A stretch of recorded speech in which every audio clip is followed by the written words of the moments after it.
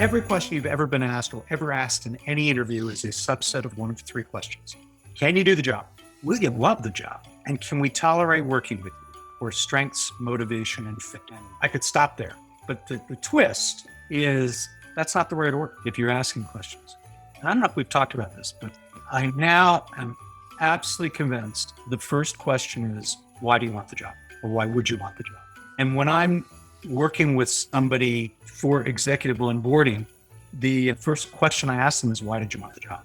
Even before I ask them what the job is, because the answer to any question biases the answer to the next question, or every question biases the next question.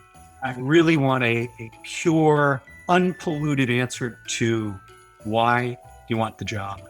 And within 6, maybe 7 words, I know what makes them happy. Well, this is the George Bradt theory of happiness. You should write this down. Happiness is good.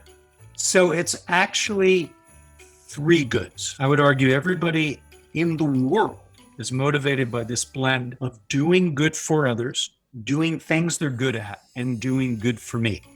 Different people blend it differently. Mother Teresa was just way out there in doing good for others. One of my college contemporaries, a guy named Yo-Yo Ma, who's a brilliant cellist, doesn't really care about doing good for others. All he cares about is music. He just cares about doing what he's good at. And certain of my friends who will remain nameless investment bankers, they just care about making money doing good for me. But if you ask somebody, why do you want the job? If the first words are, it's all about what this company does for others, I got it. They care about doing good for others. If it's, oh my gosh, it leverages my strengths. Everything I've done has led me up to this. It's got it. They care about doing what they're good at. If the answer is, oh my gosh, it furthers my career or the pay or it's a great location, then they're about good for me. Strengths, motivation, and fit.